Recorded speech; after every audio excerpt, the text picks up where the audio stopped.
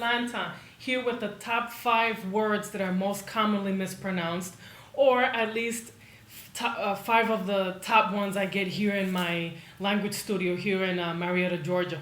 All right? There are other words that are mispronounced, but these are the 5 I picked for many reasons. We're going to start off with this list.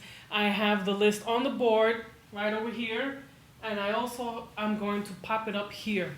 Be patient with pronunciation. You have been speaking one native language for who knows how long, 20, 30, 40, 50 years, okay? You do the math. Now, your brain has developed shortcuts in your native language.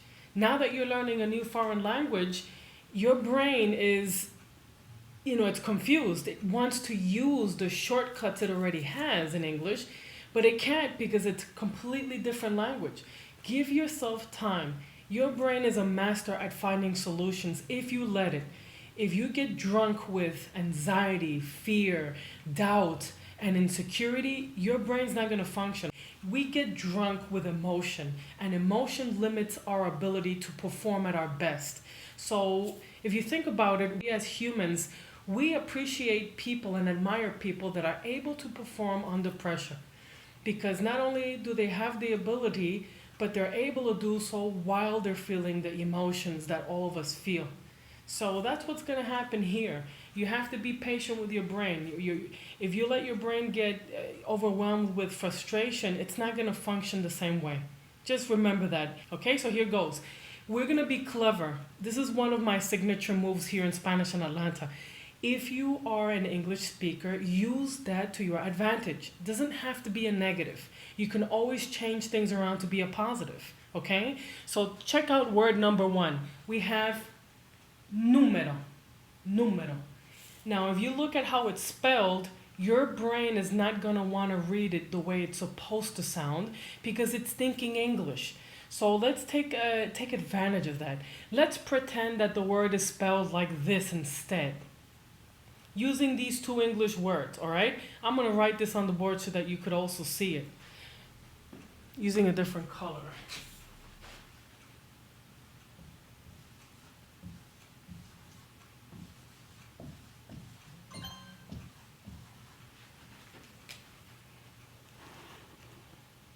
Now, here we have 2 English words, new meadow.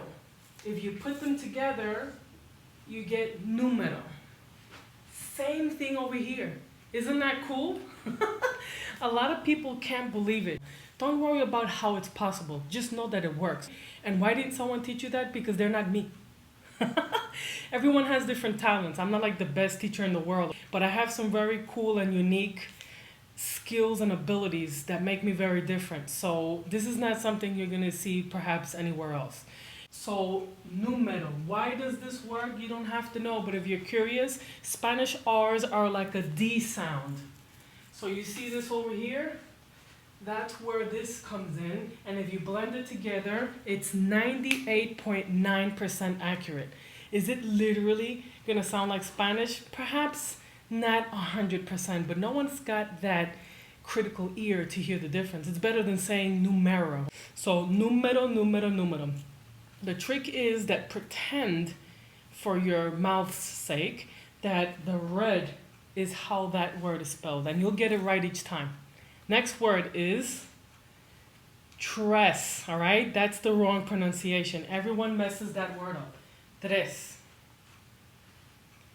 Pretend that you're not saying tres. Pretend that you're saying this word instead.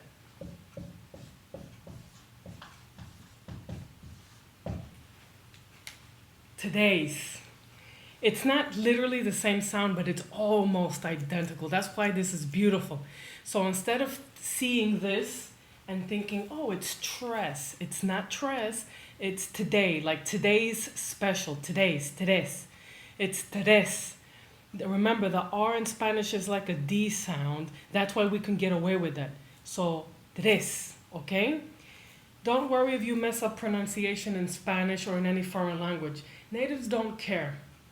The most important thing you can ever learn from me is that what matters most in a foreign language is your energy and your flow. Have you ever talked to someone and they used polite words and, they pretty much said everything you would expect them to, but you didn't feel comfortable? There was something about them you didn't trust. That's energy. Foreign language facilitates that exchange of energy. So don't deprive people of what they really want, which is you. You are what matters. You are that $1 million check. If I hand you an envelope with $1 million in it, what's more important, the envelope or the $1 million check? You better be saying the $1 million check. The $1 million check is you, your energy, who you are. Next word, we have mucho gusto. Mucho gusto. Pretend it's spelled like this. Mucho gusto. ¿Ves? I will put it next, right over here.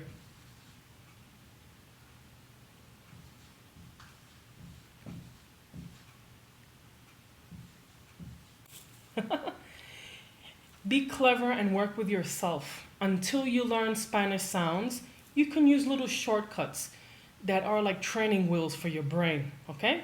Next word, we have dinero. Everyone learns this one real quick and in a hurry. Dinero, okay? When you go to tiendas, you need dinero. If you don't have a tarjeta de crédito, then you need dinero. The word is spelled dinero, but pretend it is spelled like this instead, and your mouth will have an easier time saying it. Dinero, dinero.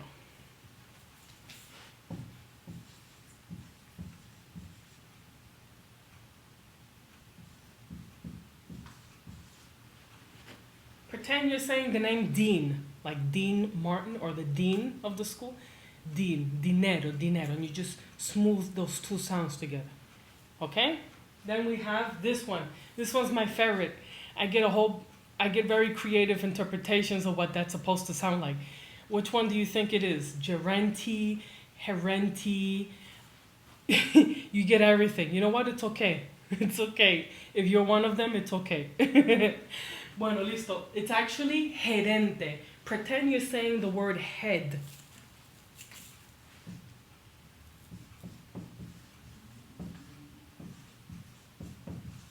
All right? Two words, head and dente, gerente. It makes sense, right? Gerente is a supervisor, someone that works in an oficina, someone that supervises los empleados, okay? But for now, these are the top 5, or at least the 5 that I came up with, that have phonetics. These phonetics were created by me specifically. Everyone sees things differently. So if you the people who work with me, I create different phonetic helpers based on how they see things. These are just some that have worked for many people. If none of these work for you, it's because you're probably not an English speaker or because you're someone that sees things very differently. So once I see how you learn things, I'm able to modify things so that it works for you best. All right, my dears, practice and I'll see you soon. Adiós y hasta luego.